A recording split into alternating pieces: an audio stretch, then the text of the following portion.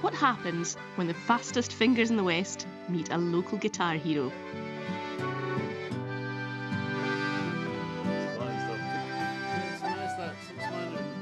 Phil Cunningham and Mark Knopfler and their lifelong passion, music. Yeah.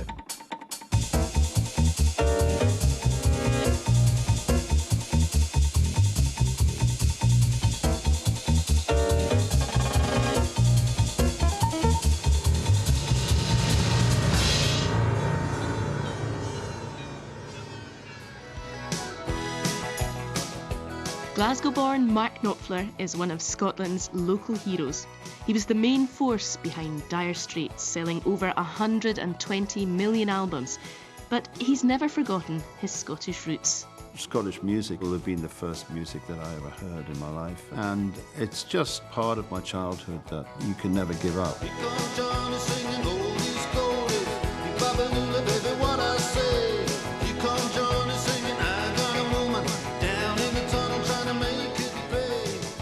Phil Cunningham's life has been dedicated to music. Since starting his career in seminal folk band Silly Wizard, he's had the privilege of working with an impressive roll call of artists, including Mark Knopfler. I first met Mark in 2009 when he asked me to come and work on his new album, Get Lucky. And as far as I'm concerned, it was me that got lucky, because I've been waiting to meet him for about 25 years.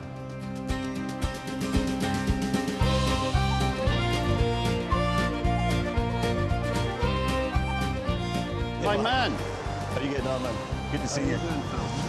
This must be your idea. Mark's love for music started gazing through the guitar shop window at his favourite red Stratocaster. This is the sort of window that I would be glued to as a young lad.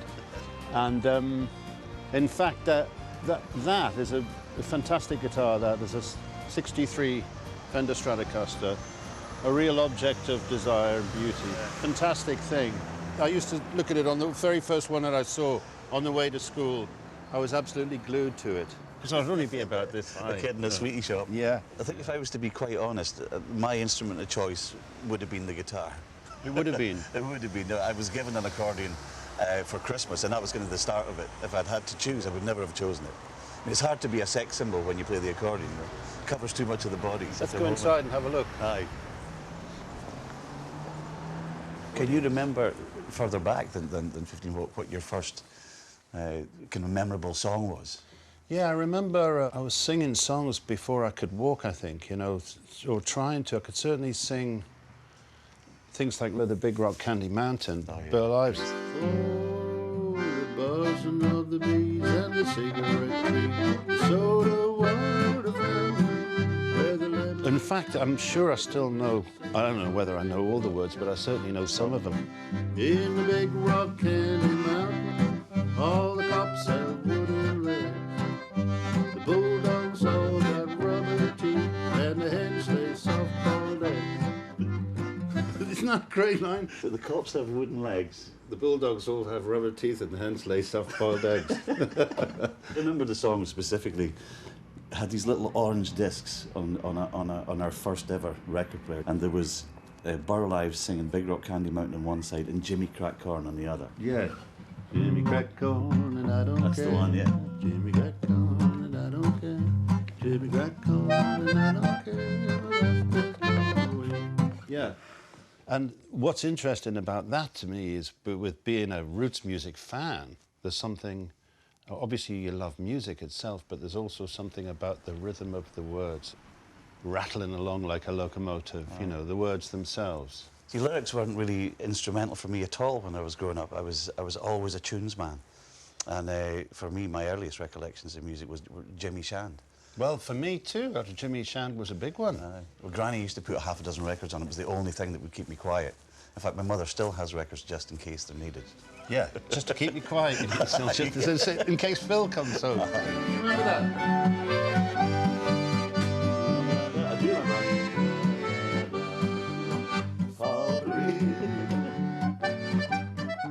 And people ask me sometimes how I can make Celtic music. They say, where does that come from? It sounds like it's 1,000 years old. Yeah. I guessed that there was Scottish in you the first time I heard anything that you played. But I can't remember what key the song is, but if it was in G, it would be... Yeah. Just right there. A lot of your tunes have that, you know, West Highland sound to them.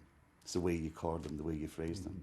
Yeah, because when I was working with Irish musicians, said, "Oh, it's Scottish," and I said, "How's that?" "Oh, you can tell." "Oh, yes." They were all saying, "Oh, you can tell by the intervals."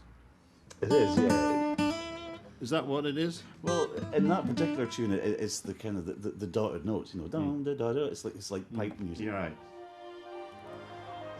In the mid-70s, both Mark and Phil started their careers in two little-known pub bands.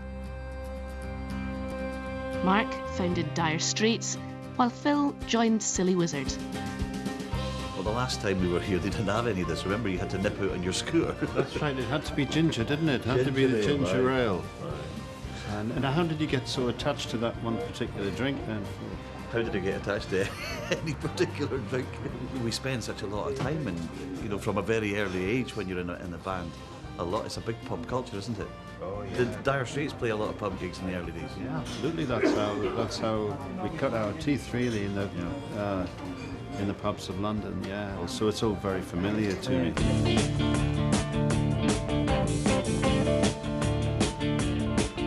Sultans of Swing, Dire Straits' first hit, was even inspired by a pub visit. Get a shiver in the dark, it's raining in the park in the meantime.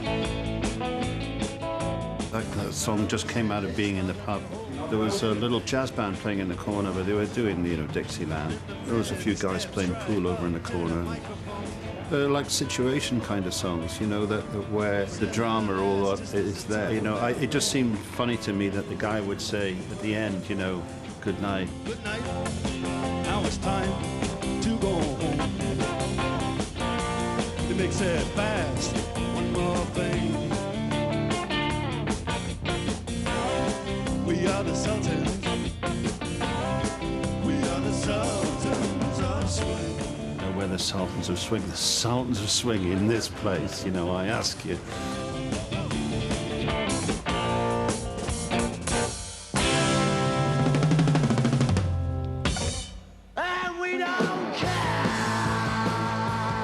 In 1977, Dire Straits were an unusually melodic band in the middle of a punk explosion.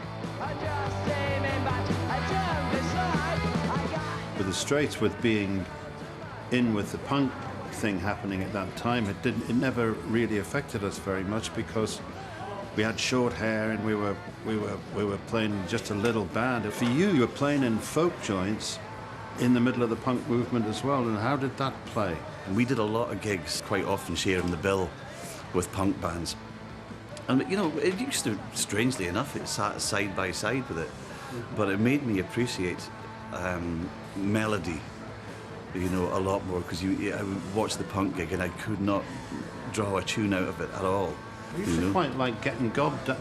I mean, when we were like Save the Hope and Anchor, well, the audience is really close, Got quite used to that. Silly Wizard were a breath of fresh air in the stuffy folk scene.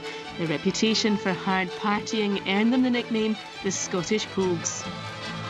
We used to go drinking with some of the punk bands. We went out one night, in fact, and it was Johnny Rotten's birthday. And apparently he was a fan of Silly Wizard, and we presented him with an album on his birthday, and then we proceeded to drink with the band and some of their cronies. And it was a competition, no doubt. Well, it wasn't intended to be a competition, but at one point one of the guys said to us, "I'm sorry guys, we're going to have to go home, we can't keep up with you folkies, Right. They were there with safety pins. There was only going to be one winner, wasn't there? Yeah.